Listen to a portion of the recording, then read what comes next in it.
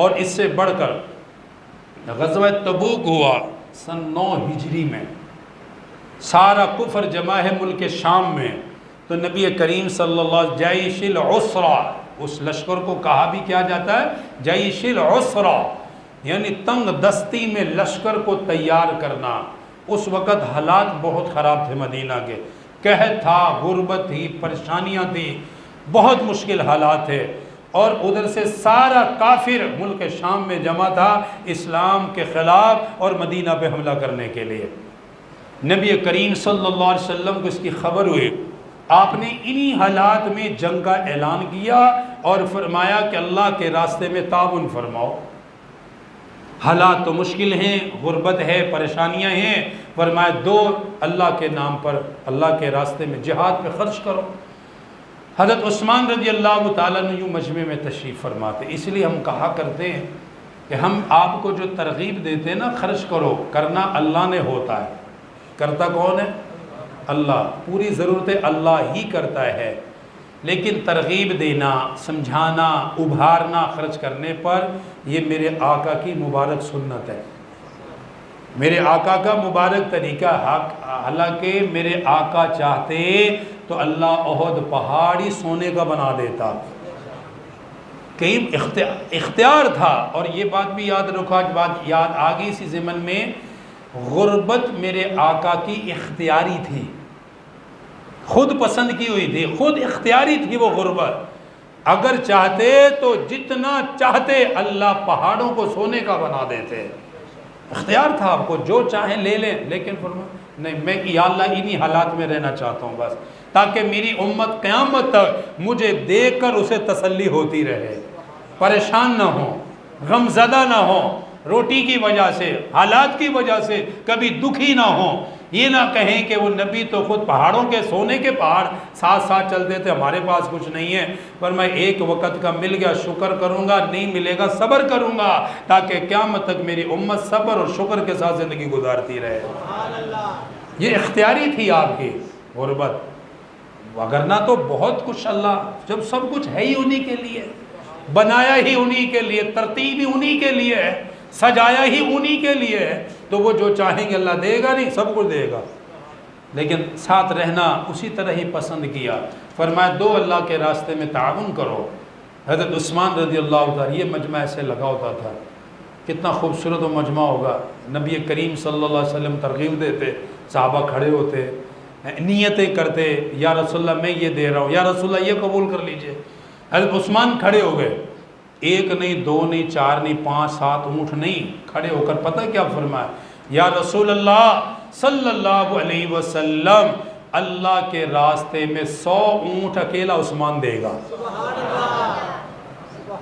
ایک دو نہیں دوں گا، 2 4 نہیں دوں گا، یا رسول اللہ 100 اونٹ پورے میں جہاد کے لیے، مجاہدین کے لیے، اپنے بھائیوں کے لیے 100 اونٹ اپنے صحابی عثمان کی طرف سے قبول فرمائیے۔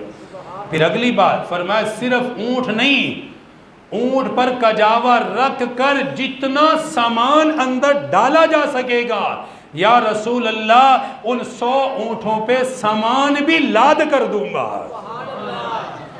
سامان بھی بھر کر دوں گا، جتنا بھر سکیں گے۔ میرے آقا نے کتنی دعائیں دی ہوں گی، ورنہ عثمان اللہ راضی ہو جائے بیٹھ جاؤ، پھر ترغیب دی، پھر لوگوں کو بھارا اللہ کے لیے، پھر دو، فرمایا کھڑے ہو جاؤ، نیتیں کرو۔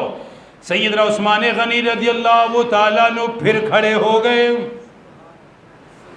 عرض کرنے لگے آقا میری طرف سے 200 اونٹ بامائے ساز و سامان کے قبول فرما لیجئے، 200 اونٹ اللہ کے لیے دوں گا، جہاد کے لیے دوں گا، ساز و سامان بھی دوں گا۔ اللہ کے نبی نے دعائیں عطا فرمائی، دعائیں دینے کے بعد حضرت عثمان کو بٹھایا، آقا مدنی نے پھر قرآن کی آیات کو تلاوت فرمایا، اللہ کے نبی نے پھر اللہ کے راستے میں خرچ کرنے کے فضائل بیان فرمائے، جہاد کی فضیلت کو بیان فرمایا، مجاہد کے تعاون کو بیان فرمایا۔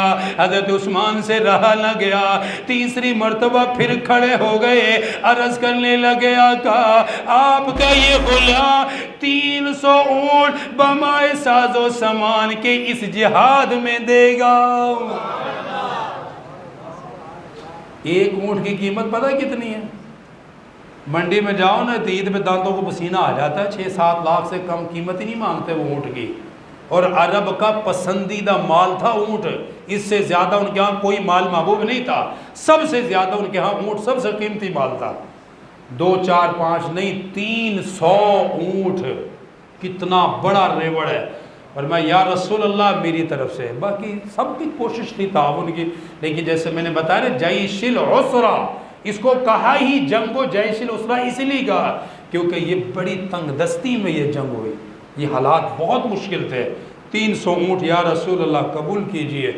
پھر اجازت مانگی، یا رسول اللہ میں گھر جانا چاہتا ہوں، توجہ رکھیں، میں گھر جانا چاہتا ہوں. اجازت دی، فرمایا ٹھیک ہے جاؤ. 1000 اشرفیاں لے کر آئے، 1000 اشرفیاں لے کر آئے. اور نیو نبی کریم صلی اللہ علیہ وسلم تشریف فرما 1000 اشرفیاں لا کر حضور کی جھولی میں ڈال دی. پھر یا رسول اللہ یہ میری طرف سے نقدی ہے، کچھ خریدنا چاہتے ہوں آپ خرید لیجئے، یہ 1000 اشرفیاں میرے پاس، کیونکہ حضرت عثمان بہت بڑے تاجر تھے اور تجارت کا بڑا فن رکھتے تھے، انتہائی بڑے تاجر، اور ہر طرف سے ان کے کاروبار پھیلتے تھے. تو کاروبار کرنا کوئی منع نہیں ہے حلال طریقے سے، اور حضرت عثمان رضی اللہ تعالیٰ اس میں بہت ماہر تھے. اگر مدینہ میں قحط تھا تو انہوں نے ملک شام اپنی تجارت کو جاری رکھا اور دوسرے ملکوں میں جاری رکھا، وہاں سے مال آتا رہتا اور وہ مدینہ میں خرچ کرتے رہتے تھے. تو 1000 اشرفیاں آئی تھی ان کے مال میں سے، تو وہ حضور کی جھولی میں ڈال دی.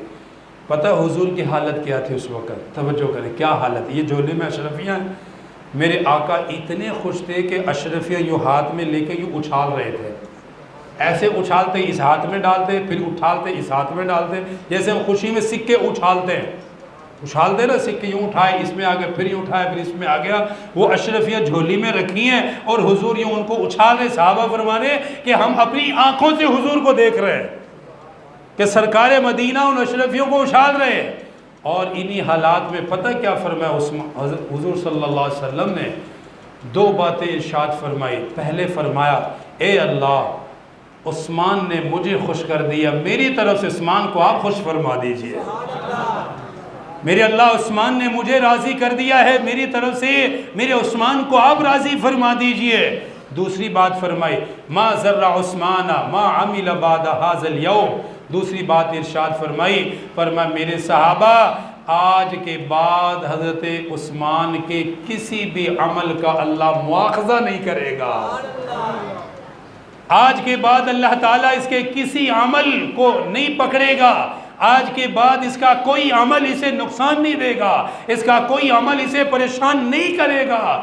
یعنی بیٹھے بیٹھے فرما دیا کہ حضرت عثمان کے لیے اللہ نے ہمیشہ ہمیشہ جنت کا فیصلہ کر دیا ہے. آج کے بعد اس کے کسی عمل پہ پکڑ نہیں ہوگی کہ جس نے اللہ کے نبی کو اتنا خوش کر دیا تو آپ اندازہ لگا لیجئے اللہ کتنا خوش ہوا ہوگا.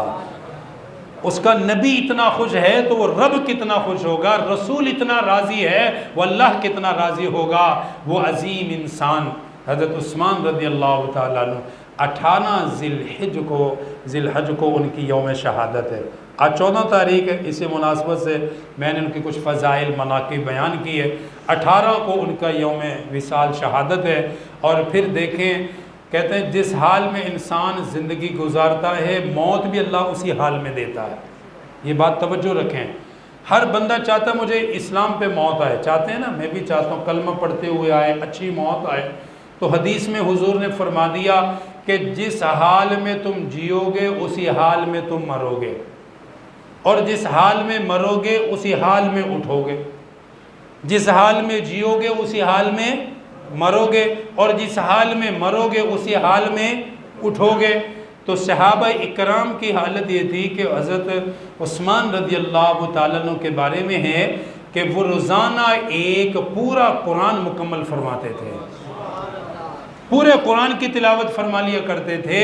زندگی جب قرآن کے ساتھ گزاری ہے تو جب شہادت کا وقت آیا اس وقت بھی قرآن ہی پڑھ رہے تھے. جیسے زندگی گزاری نا اللہ نے ویسی ہی موت دی ہے، ویسی شہادت دی ہے. قرآن ساری زندگی اتنا پڑھا، ہر دن ایک قرآن ختم مکمل کرتے تھے.